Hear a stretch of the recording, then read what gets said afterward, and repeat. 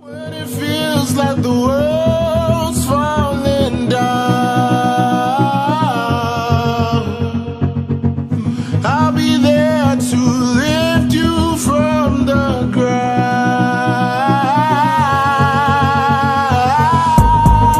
Don't be afraid, just let me in, love me and down.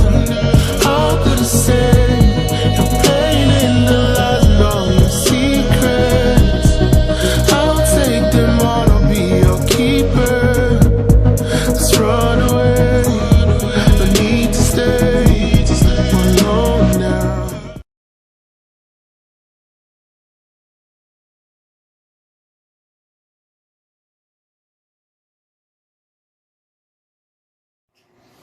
Hey everybody, it's me Marquita, and I am here doing another quote of the day. Hopefully y'all like this one. Today's quote is, you have to stand up for what you believe in, even if it means standing alone. Okay. I think we're taking to the church too. Well, I'm not going that way. The story I have to tell, and I have told it I think twice, but I'm going to tell a kind of watered down version of it, quicker version. Back in 2006, 2006, I lived in another apartment. I lived by myself. I was in a one-bedroom apartment. Anyhow, it was my apartment. And my ex-boyfriend, he's from Washington State. Or he is from Washington State. He's not my boyfriend anymore. But so my ex-boyfriend is from Washington State. And he was here until, like, he moved down here, like, before, like a couple years before we met. Anyways, and so, like, we were on again, off again, and this was one of our I think, actually, that was, like our final breakup. Like, I try to remain friends with him. And, so, I was 22, and, 22, and he was much. Did you see at that time? It blinked again. Please forgive me if my words are off. Okay, so like I said, my ex-boyfriend is from Washington State, and we got to argument, and I was telling them, look, you need to get your own apartment. Like, we're not together. I'm not going to be single forever. And so you need to get your own place, move out, and all that. I'm trying to tell him that so that it's not disrespectful. Or it's really not disrespectful because it was my apartment. I paid all the bills. I bought all the food. Like I said, it was my apartment. I did everything by myself. And so he, of course, didn't want to get his own place. He was him-hawing around. That's not important. I had my space at the time. So y'all can tell how old this story is. So I had my space, and this guy messaged me on MySpace, and I'm still like that to this day. I'll be friends with anybody. And so this guy was saying that he worked, like, he went to work at, I think 7 at night. Don't quote me on the time, but he gets off at 3:30 in the morning. And he's like, well, can I come by? I'm like, yeah, you can come by. Now, I know I didn't know the game, but anyhow, he came by when he got off work. He worked an hour and a half, maybe 2 hours from Knoxville. An hour and a half, 2 hours from Knoxville. But he lived, like, on the other side of town. He lived here in Knoxville, but he lived on the other side of town. And so he stopped at my house, and he came in. I shook his hand. I didn't hug because I don't let anybody in my triangle. It would make sense. Like, I made a video about it. I don't let anybody in my triangle. So I never hugged him because that is my triangle, or anything. So we're sitting there talking. Now, like I said, I lived in a 1-bedroom apartment. So the ex-boyfriend is sleeping on the couch.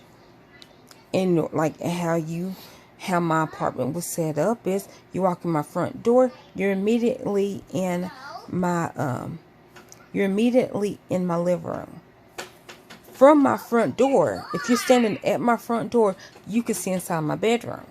Because when you walk into my apartment, like, here's the front door, right here's the bedroom, right here's the bedroom, right here's the bathroom, and then right there's the kitchen. So literally, like, you can see everything from the front door.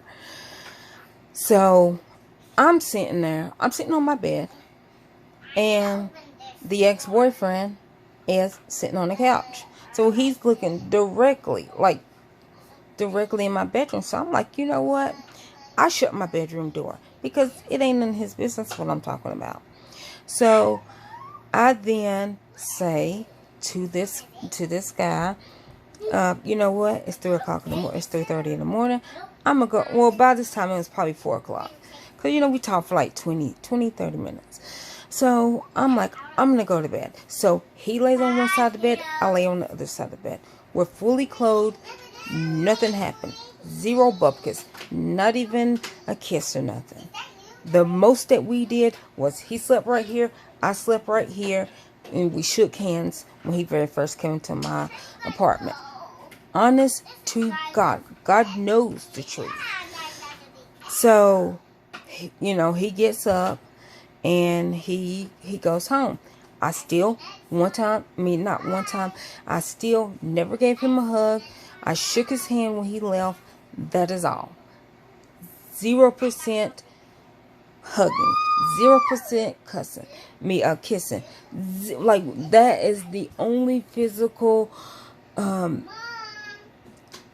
interaction that we had. We shook hands.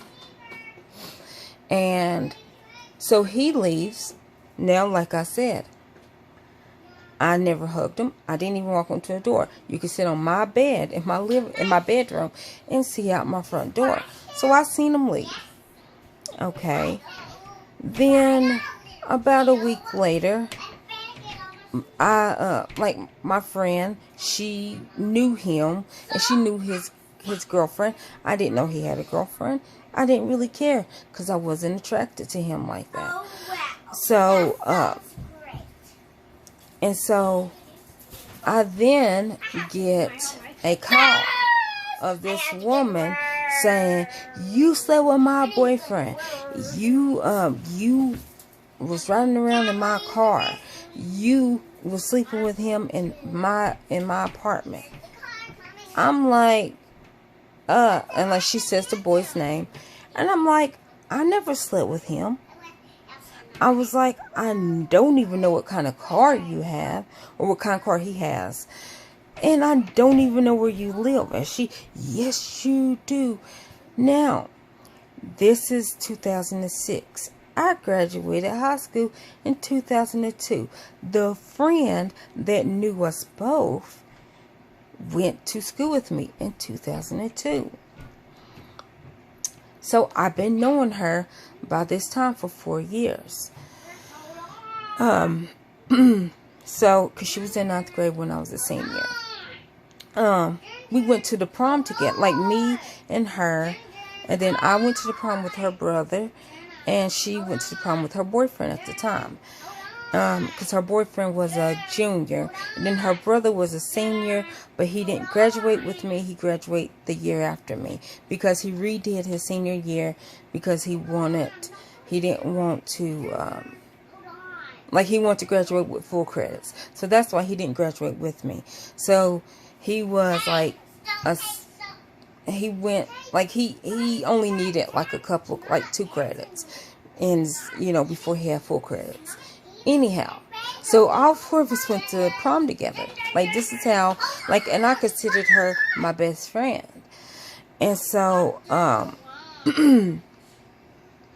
so when she tells me, and, you know, so-and-so told me that you slept with him, that you was riding around in my car with my boyfriend, with the dude, and that you were in my house sleeping with him.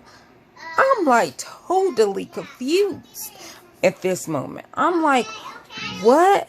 I'm like, no, she wouldn't say that, because she knew, like, my situation. She knew that I did not sleep with him. She knows that I don't know his car. Like, I'm sitting here telling this girl she's lying, and she's like, well, I'm going to find out where you live, and I'm going to kill you. Now, I had a house phone at that time. And so my number was like you can just look up my phone number. Like, if you knew my phone number, you could see my address. So I was just like, okay, this girl's threatening to kill me. Like, when I find out where you live, you know, I'm gonna come and kill you. So I'm like, wow.